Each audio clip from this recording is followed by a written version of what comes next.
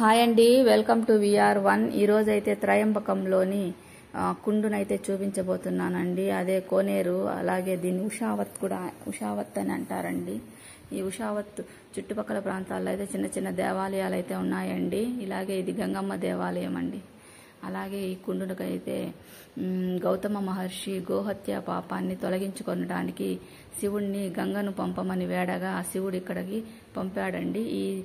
ఆయన ఈ గడ్డిని చుట్టూ వేసుకొని అందులో గంగా స్నానం చేయడం వల్ల దీనికి ఉషావత్ అనే పేరు వచ్చిందండి. ఈ చుట్టుపక్కల అయితే శివయ్య దేవాలయము, అలాగే నరసింహస్వామి, అలాగే అనంత పద్మనాభ స్వామి అయితే మనం ఈ వీడియోలో అయితే చూడవచ్చునండి. ఈ ఆలయ ప్రాంగణంలో అంతా నారాయణ నాగబలి చేసుకునే వాళ్ళైతే ఇక్కడ దండిగా ఉంటారండి. ఈ కుండలో తప్పకుండా మునిగి 3 రోజులు అయితే పూజ చేసుకుంటారు.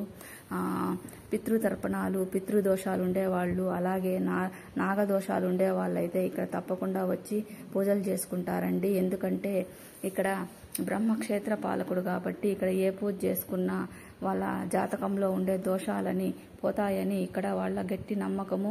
నిజమండి అది కూడా.